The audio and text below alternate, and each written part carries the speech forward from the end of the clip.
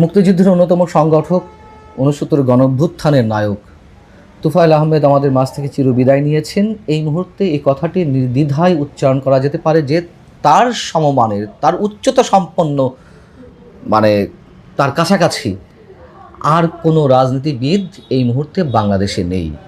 ইতিহাসের পরতে পরতে তার অবদান। কিন্তু সেই মানুষটির জানাজা থেকে বেশ কয়েকজনকে আটক করা হলো, জানাজায় অংশ নিতে যারা গিয়েছিলেন তাদের মধ্য থেকে। কেন?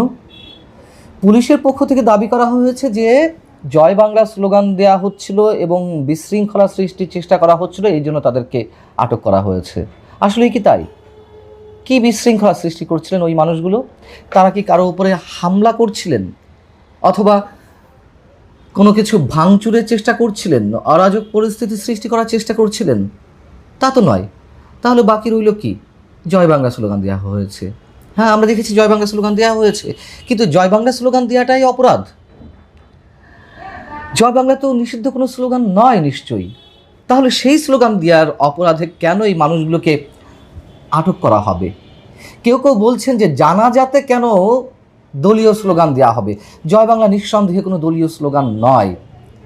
দ্বিতীয় কথা হচ্ছে, যে মানুষটির জানাজাতে এই মানুষগুলো অংশগ্রহণ করেছিলেন, সেই মানুষটিই তো সারা জীবন জয় বাংলা স্লোগান দিয়ে আসছেন। আমাদের মুক্তিযুদ্ধের স্লোগান, যেই স্লোগানের মধ্য দিয়ে আমাদের মুক্তিযোদ্ধারা অনুপ্রাণিত হয়েছিলেন, সেই স্লোগান দেওয়ার অপরাধে কেন এই মানুষগুলোকে আটক করা হবে? আর যারা তোফায়েল আহমেদের জানাজাতে অংশ নিয়েছিলেন, এই কথা তো সত্য, তাদের মধ্যে ৮০% আওয়ামী লীগের নেতাকর্মী। এখানে তো রাগ ঢাক করার কিছু নেই। তাহলে কেন এই মানুষগুলিকে আটক করা হলো? বিএনপিকে অবশ্যই একদিক থেকে ধন্যবাদ দিতে হয়। কোন দিক দিয়ে? আমরা দেখেছি যে ডক্টর ইউনূস সরকারের সময় যে মুক্তিযোদ্ধারা মারা গেছেন বা আওয়ামী লীগ নেতারা মারা গেছেন, তাদের জানাজাগুলো সীমাবদ্ধ রাখা হয়েছে গুটি কয়েক মানুষের মধ্যে, মানে গুটি কয়েক মানুষে জানাজা উপস্থিতির মাধ্যমে। এমনকি যে মুক্তিযোদ্ধারা মারা গেছেন, খুব স্পষ্ট করে বললে বেগম মতিয়া চৌধুরী মুক্তিযুদ্ধের অন্যতম সংগঠক, আর এক বর্ষিয়ান রাজনীতিবিদ, তিনি মারা গেলেন, তার জানাজার আগে গার্ড অব অনারটুকু প্রদান করা হলো না। বিএনপি সরকারের সময় এই সীমাবদ্ধতাগুলো নিশ্চয় রাখা হচ্ছে না। এদিক থেকে অবশ্যই বিএনপিকে সাধুবাদ জানায়। কিন্তু ডক্টর ইউনূস সরকারের যে শাসনটি ছিল, সেটি তো অবশ্যই জঙ্গি শাসন। সেই শাসনের কোনো ধারাবাহিকতা কেন এখনো পর্যন্ত চলবে? আমরা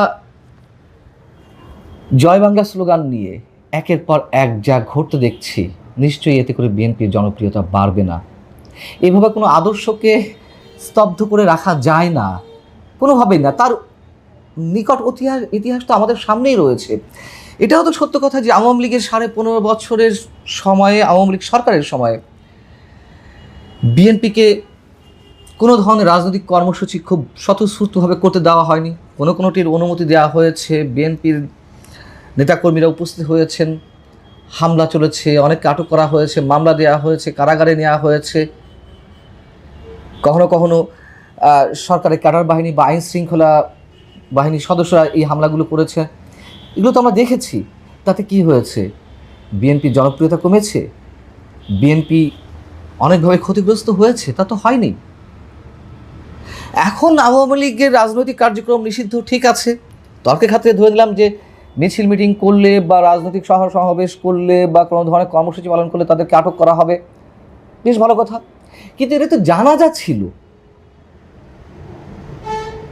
এর আগে যারা মারা গেলেন, আমরা আর এক বর্ষিয়ান রাজনীতিবিদ, মুক্তিযোদ্ধা মোশাররফ হোসেন, ইঞ্জিনিয়ার মোশাররফ হোসেনের জানাজাটি দেখেছি। সেখানে অসংখ্য মানুষের ঢল নেমেছিল।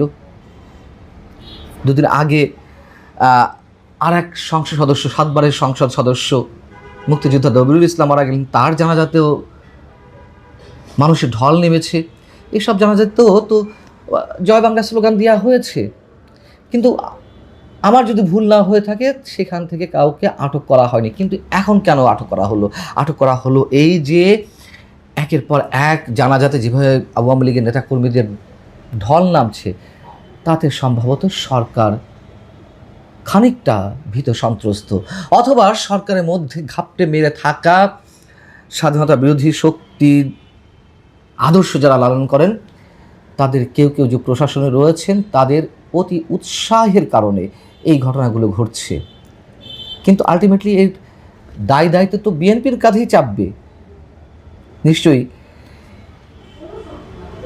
নিশ্চয়ই বিএনপি এতে তো খুব বেশি লাভবান হবেই না, লাভবান দূরের কথা, বিএনপি যে ক্ষতিগ্রস্ত হচ্ছে এটি কি তারা বুঝতে পারছে? এবং এই যে জয় বাংলা স্লোগান মানে অবদমিত করার একটা চেষ্টা, সেই চেষ্টার মধ্যে দিয়ে এই যে একটু আগে বলছিলাম, বিএনপি এক্সাম্পল দিচ্ছিলাম, আওয়ামী লীগ সরকারের সময় যে 15.5 বছর, এটা বিএনপি তো ক্ষতিগ্রস্ত হবেই, আওয়ামী লীগ লাভবান হবে, আর একদিকে বিএনপি তার নিজের অজান্তে যে কাজটি করছে তাতে জামাত ইসলামী কিংবা এনসিপি অথবা স্বাধীনতা বিরোধী শক্তিগুলোকেই আরও শক্তিশালী করছে, যেটি বিএনপির জন্য অনেক বেশি বুমেরাং হতে পারে।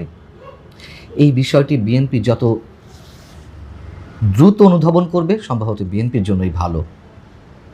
যারা আটক হয়েছেন হয়তো তাদেরকে কারাগারে যেতে হবে, মাসের পর মাস থাকতে হবে, লাভটা কি?